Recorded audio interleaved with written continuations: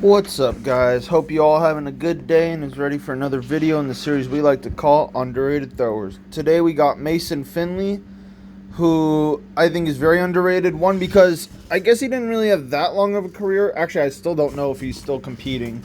He's been injured for the past couple years.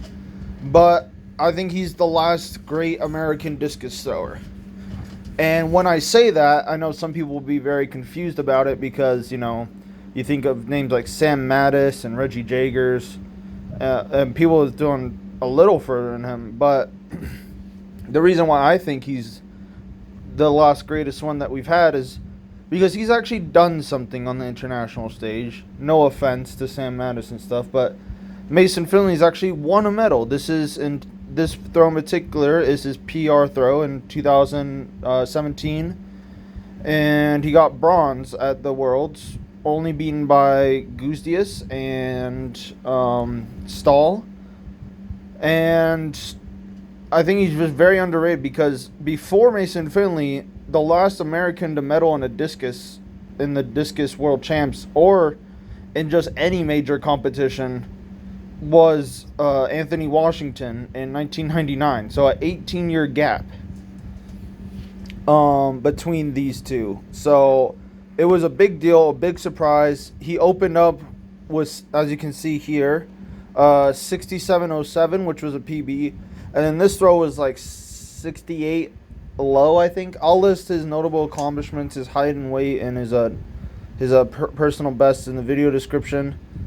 But I just gotta respect gamers. I gotta respect the historical significance, at least to the U.S. discus throwing, because if we're not gonna, I think people, how do I want to say this?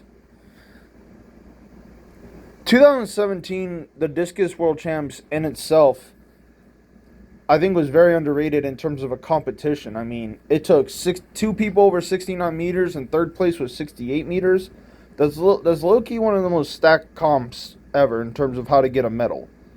Almost as much as 2009. Almost. Although I still rate 2009 a little better. But that's just me and personal bias. But I can't deny. And not to mention, Mason Finley is a 70-meter high school discus thrower and a really good collegiate.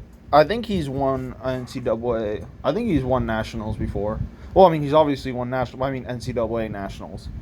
I think so. I forget if he did. But he was over a 60-meter discus thrower in college. And coming into this competition, I think his PR was only like 60. Well, I'd say only 64 meters. So he PR'd by a lot. And he's a 2016 Olympic finalist as well, from Rio, and a two-time Pan Am champ. So, and I think I forget one other accomplishment. I think, well, at least that I found, like, major accomplishment. But I'll link that in the video description.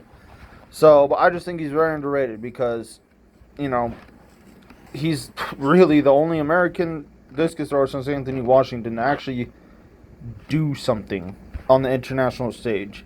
Because most Americans, they throw like over 68 and stuff, but they throw it in the U.S. and meets that, in the grand scheme of things, don't really matter. Like, it's cool, and plus they usually do it with a bunch of wind, which I personally don't care about.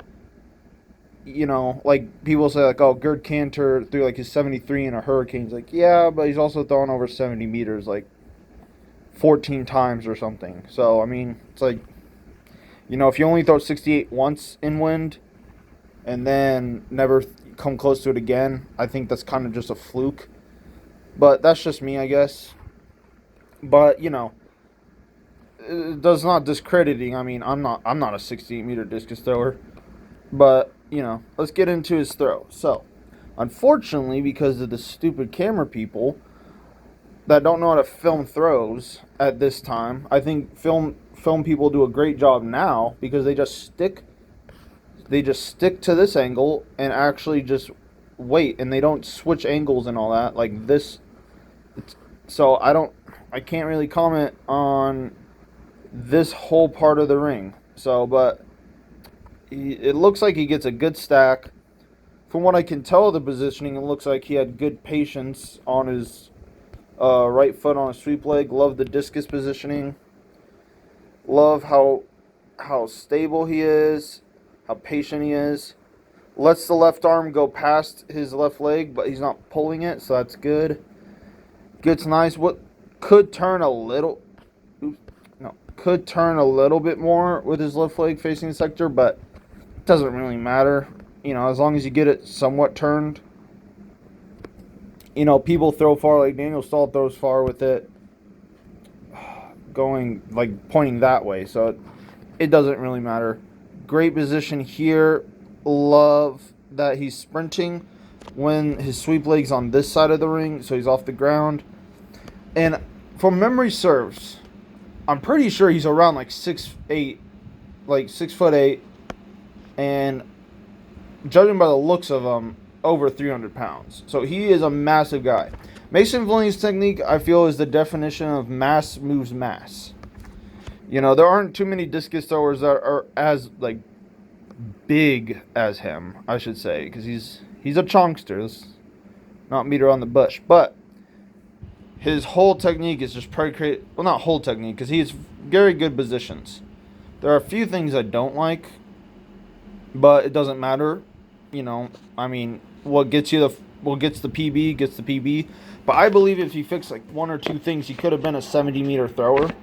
And again, I don't know if he's still throwing, but ever since 2017, he's just been riddled with injury. He did qualify for the 2020 Olympics, but I think he was injured and didn't actually go. I forget. If I find out, I'm going to research it after this video, and I'll put in the video description if he actually competed in there. But I know he qualified for it, so he's a 2-time Olympic qualifier at least, and a 1-time Olympic finalist. But gets a really nice position here. And I love the pre-turn that he gets right here. If this stupid thing would hold still. There we go. I love this stack right here. Everything's perfectly stacked over the right side. Nice orbit, not too high, not too low. Love these wide knees to get good separation and good balance over his right side. And this is one of the only things I would say he kind of misses from his throw, is that he lets this right heel drop basically to the ground, honestly. So it's basically touching the ground right there, if not touching. And you want to keep that right ankle, once it lands, you want to keep it as stiff as possible and don't let the heel drop. So you want to feel tension in your shin in the front of your ankle. Because if you think about like a calf raise or something, you're not going to be able to hold that very long. So you don't want to land with your ankle too high. You want to land like this is a good height. Alright? Very good height. But then he just has to keep that. And the reason why you want to keep that and not have your ankle down is because, one, it stops you rotating. So you notice he just stops rotating, so he lands blocked off.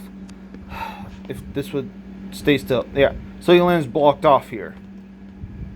Alright, so he can't turn his hips all the way, so he has to kind of get off the ground a little early. So if he kept that ankle stiffer, his left foot would have landed a little more here. So he would have been a lot more clear with his hips to turn. And he would have stayed on the ground longer. And because he landed with the heel on the ground, it didn't allow him to turn and push against the ground as well. Like, he does it, but not nearly as long. So he's already basically off the ground here. And then he's just kind of letting his mass and momentum carry him. So, but really nice block. But yeah, it's just a couple technical things that I think decrease distance. Like, I feel like this could have been like a 69-meter throw plus, because it does take a lot of distance off doing this. So, and I'm pretty sure he's one of the only 68-meter throwers I've seen that have this kind of release. you know, that, like, I don't want to call it like a basic mistake, but this is stuff I expect, like, a world championship finalist to not do. But I mean, he got the bronze medal, so whatever, I guess. But it's just a technical thing. I wouldn't copy it, and I wouldn't be one of those people that just tell their coach, "Oh, well, I mean, Mason Finley's heel touches the floor, so it doesn't really matter." It's like, he could throw a lot further. There are people that throw further than him that don't do that. So just saying. And not many people are 6'8" and like over 300 pounds. So if you're 6'8" and over 300 pounds, you can get away with a lot of stuff like this. And he does. It's not like it just doesn't move. So like he does land blocked, but then he turns. So he does do good things here. It's just he's just off the ground and he's not pushing as long as he could. But I really like his block. And I know the quality of his video, which is really weird, because you'd think in 2017 it'd have better quality, but whatever. Love this block. Love this block. Love the bent right knee. Really nice. The disc is out of his hand here. Normally people tend to teach a longer left arm, but you tend to see a lot taller people, like 6'7" plus, in discus, to have a shorter left arm because it helps them stay in the ring. And as long as you keep your right side really long, like him, it's alright. I mean, it's not like he's chicken winging it, so he's not like pulling with his elbow, so it's fine. Virgilius Electa threw like this, Lars Riedel threw like that, so, and they're both over, like, I think like 6'8", 6'9", so I mean, if it works for them, it works for them. So it's just something to keep in mind as well. And let's see. So his left lands here. Yeah, his left lands there. And because he landed blocked off, he kind of has to over-rotate a little. So that's why he doesn't replace his... Because his right foot is where his left foot should have landed. But it didn't. It over-rotated a little. Hence why he released over here and not straight down the middle. Because he landed a little blocked off. So you see how instead of reaching as long as possible, he kind of goes a little this way. But, I mean, this is just nitpicky stuff. I mean, 68 meters is 68 meters. I mean, that's a huge throw. Huge throw. So, really nice here. Releases. Oh, okay. Well, the discus was a little wobbly. I stopped my recording of the video a little too soon to see the flight of the disc. But because he couldn't finish his complete orbit, the discus came out a little wobbly too. You usually, almost always, when the discus is wobbly, it's because you changed your orbit somehow. So that's something to keep in mind too. So really nice, and boom. So I mean, overall, really nice, just basic technique. Hits a lot of good positions. Really, just one position. Well, two positions I don't particularly like. Well, I guess positions.